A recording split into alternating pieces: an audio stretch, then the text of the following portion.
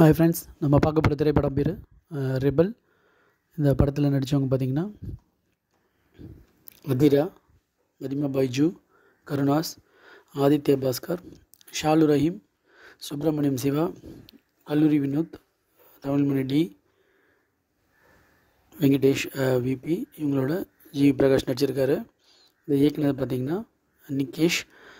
Writer வந்து credit அவருக்கு தான், நிகேஷ்க்கு தான். இந்த படத்தோட கதை பார்த்திங்கன்னா 1956 கேரளாவுக்கு மூணாறு பிரிவினையில், அந்த மூணாறு வந்து கேரளா பக்கம் போகும்போது கன்னியாகுமரி வந்து தமிழ்நாட்டை சேர்கிறாங்க.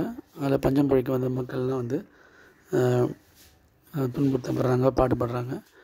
இவங்களுக்கு அந்த மூணாறு வந்து கேரளாவுக்கு போனதுக்கு பிராயச்சித்தமாக அவங்களுக்கு தமிழ் வழி கல்வி அது மாதிரிலாம் டைட்டிலில் போட்டுன்னு வராங்க. இப்போ பாலக்காடுக்கு அங்கேருந்து மூணாறு மக்கள் வசிக்கும் பசங்க வந்து படிக்க வராங்க காலேஜில், government college, Kerala Palakkad government காலேஜில். அங்கே நடக்கிற பிரச்சனைகள் தான் அவங்கள எப்படி வந்து தரக்குறைவாக நடத்துகிறாங்க, தமிழ் மக்களை, தமிழ் மாணவர்களை எப்படி தரக்குறைவாக நடத்துகிறாங்கன்றது தான் படத்தோட கதை. ஃபஸ்ட் ஹாஃபில் வந்து பார்த்திங்கன்னா ஜிவி பிரகாஷ் எல்லாத்தையும் பொறுத்துக்கிறாரு.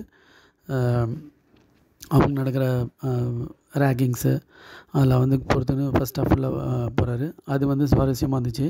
செகண்ட் ஹாஃபில் பார்த்திங்கன்னா இன்ட்ரோல் பிளாக்கில் வந்து அவங்க நண்பன் வந்து இறந்துருவார். இதுதான் ஆதித்ய பாஸ்கர். அந்த சீனில் வந்து பார்த்திங்கன்னா மைண்ட் டச் பண்ணவே இல்லை, சாதாரணமாக போச்சு.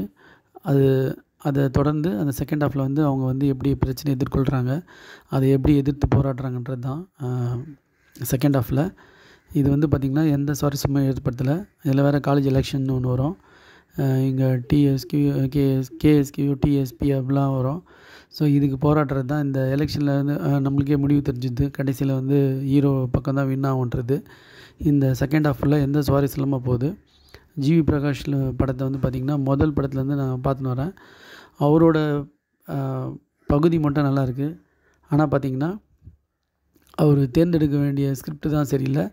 அதில் ஒரே ஒரு படம் மட்டும் தான் நல்லா இருந்துச்சு. அந்த மஞ்சள் பச்சை மஞ்சள் சிவப்புன்றது தான், மஞ்சள் சிவப்பு பச்சைன்றது தான். இந்த படத்தை தவிர அவர் ஸ்கிரிப்ட் தேர்ந்தெடுக்கிற விதம் வந்து இன்னும் நல்லா இருந்தால் அவரோட ஆக்டிங் பார்ட்டு நல்லாயிருக்கும். எப்படி அவரோட இசை நல்லா இருக்கோ அதே மாதிரி அவரோட ஆக்டிங் பார்ட்டும் அந்த படத்தும் வந்து நல்லா பேசப்படும்.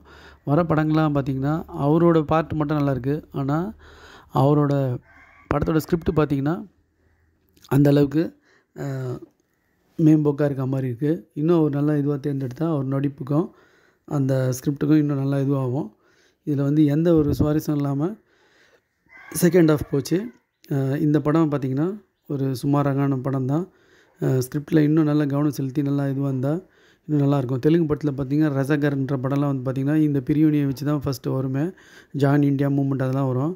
அது ஒரு நல்ல ஒரு தரமாக எடுத்தது.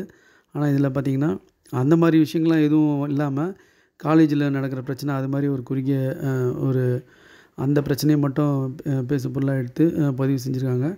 இல்லை எந்த சுவாரஸ்யமும் இல்லாமல் இருந்துச்சு. கேரள மாநிலத்தில் இந்த பசங்களை கொடுமைப்படுத்துறது உண்மையான சம்பவமாக இருந்திருக்கு. ஆனால் இது வந்து படமாக பார்க்கும்போது எந்த சுவாரஸ்யத்தையுமே ஏற்படுத்தலை. இது வந்து ஒரு சுமாரான படம் தான். Thanks friends.